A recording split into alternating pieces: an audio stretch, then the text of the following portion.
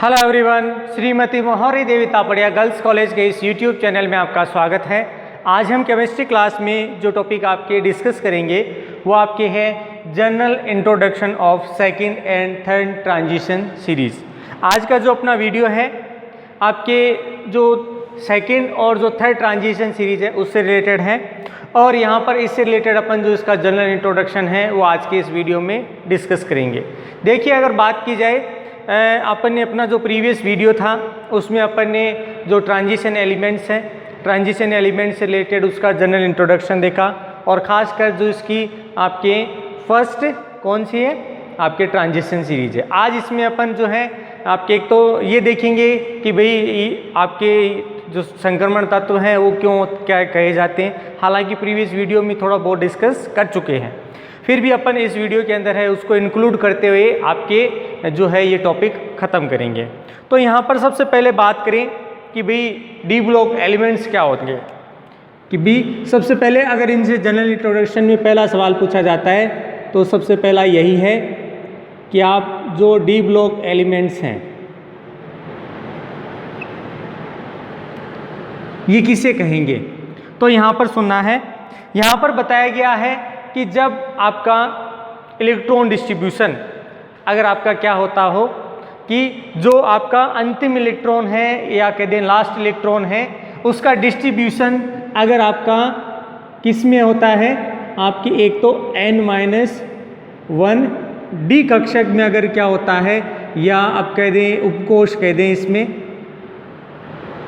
कि अंतिम electron D उपकोष n-1 D उपकोष में क्या होता है, डिस्ट्रीब्यूट होता है, आपका वितरण होता है, तो आपका क्या कहलाएगा, डी ब्लॉक एलिमेंट्स कहलाएगा।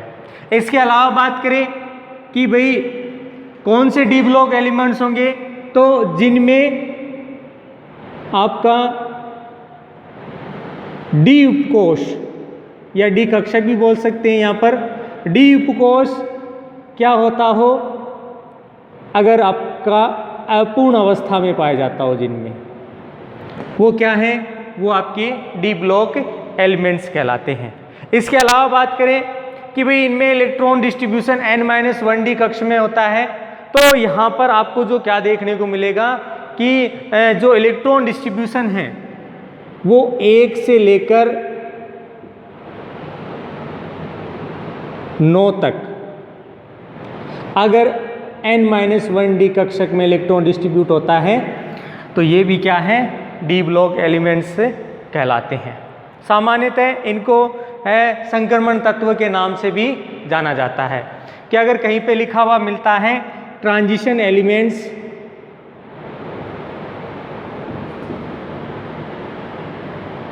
तो इन्हें भी क्या कहा जाएगा, डी ब्लॉक एलिमेंट्स के नाम से जाना जाता है। यहाँ पर मुख्य रूप से और चीज़ बात करें तो हमेशा एक जो दिया जाता है कि जो आपके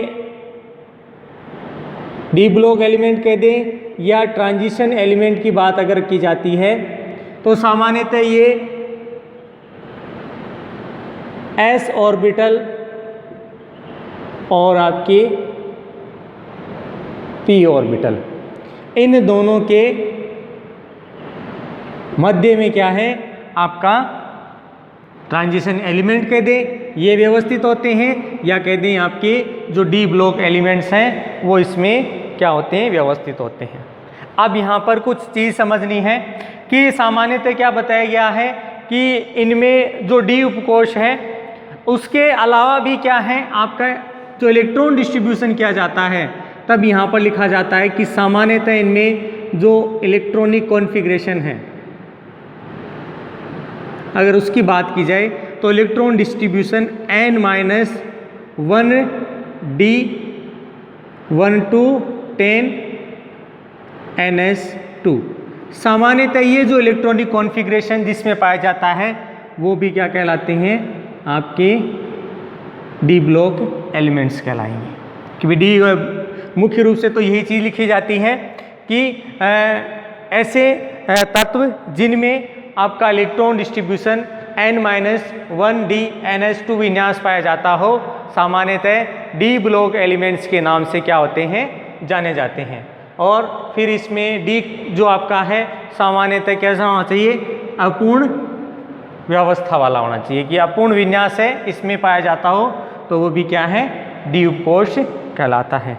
इसके अलावा बात करें सामान्यतः इनमें भी अगर बात की जाए कि जो बाहरी कक्षक है,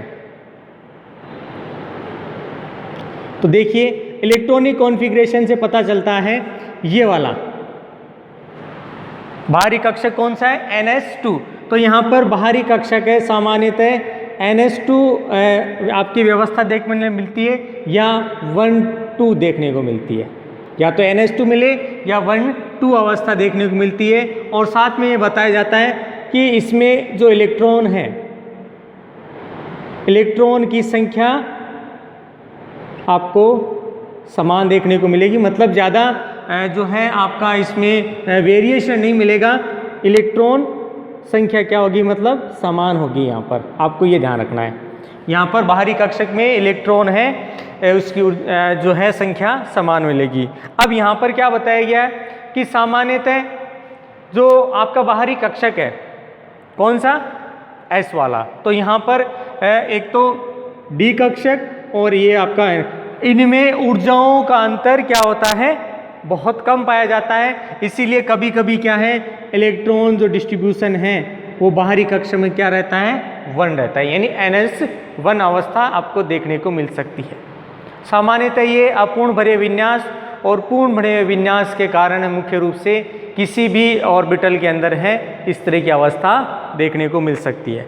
इसके अलावा बात करें कि कुछ एलिमेंट्स ऐसे हैं जिनको सामान्यतः अपने बात करें, एक तो डी ब्लॉक में नहीं गिना जाता, प्लस ट्रांजिशन सीरीज में भी उसको नहीं रखा जाता।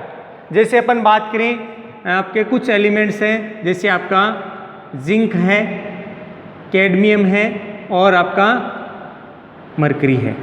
ये आपका अगर बात करें ये आपके फर्स्ट ट्रांजिशन सीरीज से रिलेटेड है, ये आपका सेकंड ट्रांजिशन सीरीज से रिलेटेड आपका एलिमेंट है, और ये आपका थर्ड, क्योंकि मुख्य रूप से तो 3 ट्रांजिशन सीरीज के बारे में क्या पढ़ा जाता है, इसीलिए क्या है इनको ट्रांजिशन सीरीज के अंदर शामिल नहीं किया जाता, क्योंकि डी ब्लॉक के एलिमेंट्स उन्हीं को कहा जाएगा जिनमें इस तरह का विन्यास मिलता है। और इसमें क्या है, इन एलिमेंट्स के अंदर जो सामान्यतः विन्यास है वो D10 विन्यास देखने को मिलता है, कि इनमें जो आपका जो डी एलिमेंट है वो क्या होता है, आपका पूर्ण रूप से भरा हुआ होता है। लेकिन जब इनकी ऑक्सीकरण अवस्थाओं की देखें तब इनमें क्या है, इनको डी जो ब्लॉक एलिमेंट्स है उसके समान ये गुण प्रदर्शित करते हैं। कब, जब ये इनकी ऑक्सीकरण अवस्थाओं की बात की जाए। इसके अलावा बात करें कि आपका जो आपके बात करें वर्ग फर्स्ट बी है, उसकी अगर बात करें वर्ग फर्स्ट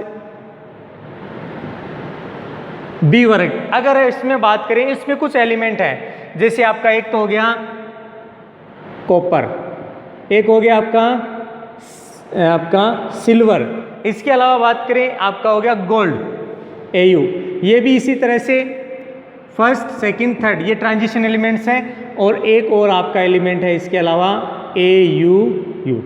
ये कुछ ऐसे एलिमेंट्स हैं जिनमें अगर बात की जाए सामान्यतः इनमें भी D10 विन्यास देखने को मिलता है। इनमें क्या पाया जाता है, D10 विन्यास है आपके इनमें देखने को मिलता है। तो अब ये किस तरह से हैं, तो यहाँ पर एक चीज़ बताई जाती है कि सामान्यतः इनकी जो ऑक्सीकरण अवस्था है, क्या बता रहे हैं अपन यहाँ पर, जो ऑक्सीकरण अवस्था है ये क्या करती है, ट्रांजिशन एलिमेंट्स की तरह क्या करेगी, व्यवहार करेगी।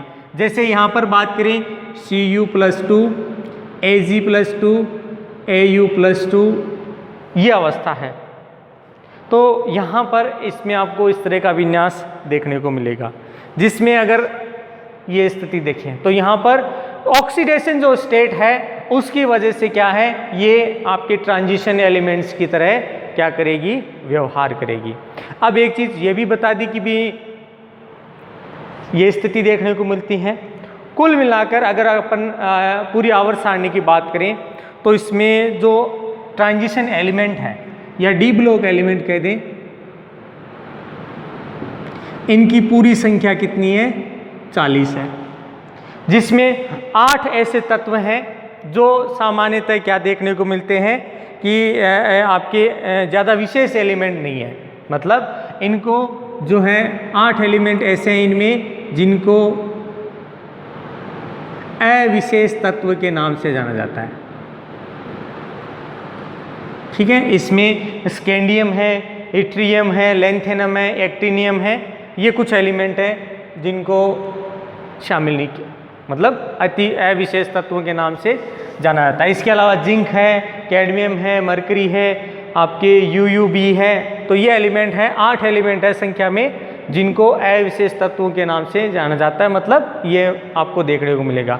इसके अलावा बात करें 32 ऐसे तत्व हैं पूरे डी ब्लॉक एलिमेंट्स की, जिसमें आपके 3D श्रेणी है, 4D श्रेणी है, इवन 5D श्रेणी है और 6D श्रेणी के भी कुछ एलिमेंट, सारे नहीं कुछ एलिमेंट वो क्या है आपकी विशेष तत्व हैं।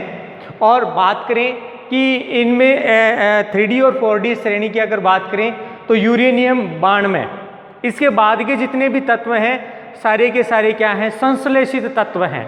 संश्लेषित तत्व का मीन ये अपन इस तरह से समझ सकते हैं कि उनको किसी विशेष परिस्थिति में बनाया गया है, उनका पृथ्वी पर कोई स्वतंत्र अस्तित्व नहीं है, उनका स्वतंत्र अस्तित्व नहीं है, उनको किसी न किसी अभिक्रिया के अंदर उसको उत्पन्न किया गया है या किसी बाई प्रोडक्ट के रूप में है, वो सामान्यतः आपके क्या है प्राप्त किए गए हैं तत्व यूरेनियम के बाद। इसीलिए उन सभी एलिमेंट्स को परा यूरेनियम तत्व, ट्रांस यूरेनिक एलिमेंट्स के नाम से क्या किया जाता है जाना जाता है। तो ये इसमें कुछ खास जो आपके बातें हैं वो अपन ने इसमें आपको ध्यान में रखनी है। इसके अलावा बात करें कि जो संक्रमण तत्व हैं उसकी अगर बात करें तो आपके जो ट्रांजिशन एलिमेंट्स है संक्रमण तत्व हैं ये मुख्य रूप से 3 श्रेणियों में बंटे हैं, जिसमें 2 श्रेणियों की जो अपन है उसका जनरल इंट्रोडक्शन अपन देख रहे हैं। तो आपके ट्रांजिशन एलिमेंट्स हैं उनकी 3 श्रेणियां हैं मुख्य रूप से आपको देखने को मिलेंगी, हालांकि 4 श्रेणियों में भी अपन विभाजित कर सकते हैं, लेकिन जो आपके जो सिलेबस है उसकी अगर अकॉर्डिंग बात करें तो एक दे रखा आपके 3D सीरीज़, जिसकी अपने प्रीवियस वीडियो में अपन बात कर चुके हैं। इसके सारे गुणों की बात अपने प्रीवियस वीडियो में कर लिए। आज की वीडियो के अंदर जो अपन बात कर रहे हैं तो इसमें जो एलिमेंट्स को शामिल किया गया है उसमें किया गया स्कैंडियम से जिंक तक 10 एलिमेंट हैं इसमें इनके शामिल किए गए हैं। इसी तरह से बात करें आपका 4D सीरीज़, तो 4D सीरीज़ के अंदर अपन ने देखिए डी ब्लॉक एलिमेंट्स के गुणों की बात कर ली और अब इसमें भी अपन डिस्कस कर लेते हैं। तो कुछ बातें अपन ने डिस्कस की, तो यहाँ पर भी अगर बात करें 39 से 47 ये एलिमेंट्स आपके परमाणु क्रमांक वाले शामिल किए गए हैं, जिसमें अगर बात करें एक तो आपका यूट्रियम और Ag सिल्वर चांदी, इसको क्या किया गया आपकी जो 4D श्रेणी है या कह दें सेकंड ट्रांजिशन सीरीज ये वाली, ठीक है, इसमें ये एलिमेंट शामिल किए गए हैं। इसके अलावा बात करें 5D सीरीज जिसको अपन थर्ड ट्रांजिशन सीरीज बोल रहे हैं, थर्ड ट्रांजिशन सीरीज, तो इसके अंदर सामान्यतः आपके अगर बात की जाए एक तो आपका जो एलिमेंट है कौन सा 57 लैंथेनम। अब देखिए इसके बाद अगर अपन बात करें तो यहाँ पर आपका जो एफ ब्लॉक एलिमेंट्स है वो स्टार्ट हो जाते हैं। उसका पहला एलिमेंट आपके लैंथेनम के रूप में होता है, तो इस श्रेणी को लैंथेनोइड श्रेणी के नाम से जाना जाता है। तो आपको यहाँ तक गौर नहीं करना है, आपको तो ये ध्यान रखना है कि एक एलिमेंट जो आपका लैंथेनम है वो किसका है, वो आपको ध्यान रखना है 3D आपके कहते 4D श्रेणी 5D श्रेणी कहते हैं या फिर कहते हैं डी ब्लॉक एलिमेंट है आपका लैंथेनम। ध्यान रखिए लैंथेनम आपका किसका है, डी श्रेणी का है या डी ब्लॉक एलिमेंट है। इसके बाद आपका 72 कौन सा, हैफनियम, ठीक है। इस एलिमेंट्स को क्या किया जाता है, शामिल किया जाता है और ये आपका होता है 72 से लेकर अगर बात करें अपन यहाँ पर तो आपके 79 तक। कितना होता है? 72 से लेकर 79 ये एलिमेंट्स हैं वो आपको 3D श्रेणी के अंदर आपको देखने को मिलते हैं। इसके बाद अगर बात करें तो इनमें वापस जब आपका स्टार्ट होता है तो जैसे अपनी की बात करें आपके 86 के बाद या फिर कह दें 84 के बाद, तो इसमें आपका कौन सा एलिमेंट स्टार्ट हो जाता है? इस जैसे लेंथेनम हुआ है ना, उसी की तरह आपका एक और हो जाता है एक्टिनियम, तो वो भी इसी डी ब्लॉक के बीच के एलिमेंट्स के रूप में क्या है आपका एफ ब्लॉक क्या हो जाता है आपका स्टार्ट हो जाता है। तो ये इसमें आपको एक चीज़ ध्यान रखनी है। बाकी फर्स्ट 3D श्रेणी है, सेकंड 4D श्रेणी है और थर्ड 5D श्रेणी है। इसमें एलिमेंट्स का डिस्ट्रीब्यूशन होता है। टोटल एलिमेंट की बात करें 40 एलिमेंट्स हैं दे रखे हैं, 8 एलिमेंट अति विशेष एलिमेंट हैं और अविशेष एलिमेंट है और 32 ऐसे एलिमेंट्स दे रखे हैं जिनका आपके ट्रांजिशन सीरीज में सबसे ज़्यादा उपयोग किया जाता है। अब बात करें कि भाई इससे रिलेटेड कि भी 3D और आपके सेकंड और जो 3D ट्रांजिशन सीरीज है इसमें एलिमेंट, तो मुख्य रूप से आपको एलिमेंट का यहाँ पर ध्यान रखना है। ठीक है, कुछ एलिमेंट्स जो 3D श्रेणी से 4D श्रेणी से या 5D श्रेणी से भिन्नता रखते हैं तो ये वाले हैं जिंक, कैडमियम, मरकरी। ये क्या है? इनमें आपका D10 विन्यास होता है, 4s कक्षक भी बाहरी है वो भी भरा होता है, इसीलिए ट्रांजिशन एलिमेंट्स नहीं बोला जाता इनको। इसके अलावा बात करें कुछ एलिमेंट्स और भी हैं जैसे वर्ग फर्स्ट बी के हैं एलिमेंट, तो कॉपर, आपका सिल्वर है, गोल्ड है और ये वाला एलिमेंट है। इनमें आपको क्या देखने को मिलता है कि D10 विन्यास इनमें देखने को मिलता है, मतलब इनमें D एलिमेंट्स लगभग क्या होते हैं पूर्ण भरे हुए होते हैं। पूर्ण भरने का मतलब अंतिम इलेक्ट्रॉन जैसे इनमें भरा जाता है इनमें पूर्ण भरा हुआ विन्यास हो जाता है। तो इनकी जो ऑक्सीकरण अवस्थाएं हैं तो वो क्या है आपके ट्रांजिशन एलिमेंट्स की तरह क्या करेंगी व्यवहार करेंगी। जैसे कुछ लिख रखे हैं ये वाले, जैसे कॉपर है, सिल्वर है, गोल्ड है इनमें। इसके अलावा बात करने हैं जैसे अपन ने 3D श्रेणी के लिए बातें की थी कि कुछ एलिमेंट्स को छोड़ के, जैसे स्कैंडियम की बात की तो सेकंड और थर्ड में आपका हो गया इट्रियम और आपका लेंथेनम। अगर इन एलिमेंट्स की अगर बात की जाए तो सामान्यतः इनमें क्या देखने को मिलता है कि ये अनुचुंबकीय गुण हैं, वो प्रतिचुंबकीय गुण हैं वो इनके द्वारा प्रदर्शित किए जाते हैं, मतलब इनका योग्य क्या होता है रंगहीन होता है। जबकि बाकी सारे जितने भी एलिमेंट्स हैं उनमें भी क्या है आपका अनुचुंबकीय गुण देखने को मिलता है। अयुग्मित इलेक्ट्रॉन की उपस्थिति के कारण इनमें क्या देखने को मिलेगा कि आपका जो आपका एलिमेंट्स हैं उनमें रंगीन यौगिकों का क्या किया जाता है निर्माण किया जाता है। सब में अलग अलग विशेष प्रकार का रंग है वो प्रदर्शित किया जाता है। जो फर्स्ट ट्रांजिशन सीरीज थी उसी की तरह सेकंड और जो थर्ड ट्रांजिशन सीरीज है उसकी अगर बात की जाए तो इनमें भी आपको जो परिवर्तनशील ऑक्सीकरण अवस्थाएं हैं वह यहाँ पर आपको देखने को मिलती हैं। जनरली इनमें जो ऑक्सीकरण अवस्थाएं हैं वो आपको जो है आपके +2 और +3 ऑक्सीकरण अवस्थाएं हैं वो आपको ज़्यादा स्थायित्व वाली देखने को मिलेगी। यहाँ पर आपको +3 जो ऑक्सीकरण अवस्था है वो ज़्यादा स्थायित्व वाली यहाँ पर देखने को मिलेगी।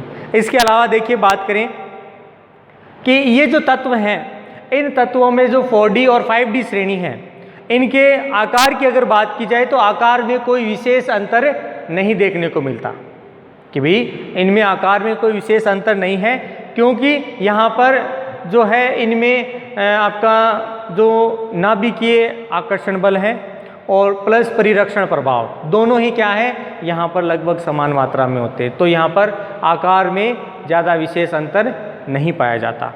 इसी तरह से बात करें 4D और 5D के अंदर अगर वर्ग से रिलेटेड बात करें तो फर्स्ट ट्रांजिशन सीरीज में तो देखिए अलग स्थिति है।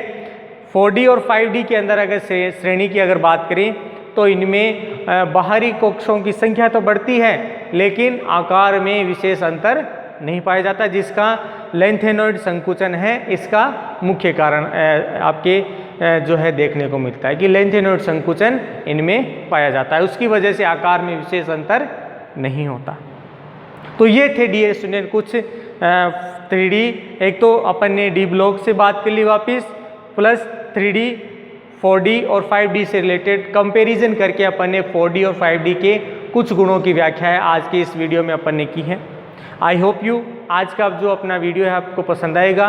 वीडियो को लाइक करें, शेयर करें और इससे रिलेटेड आपके जो नोट्स है बनाते रहें और इस वीडियो को देखने के लिए धन्यवाद।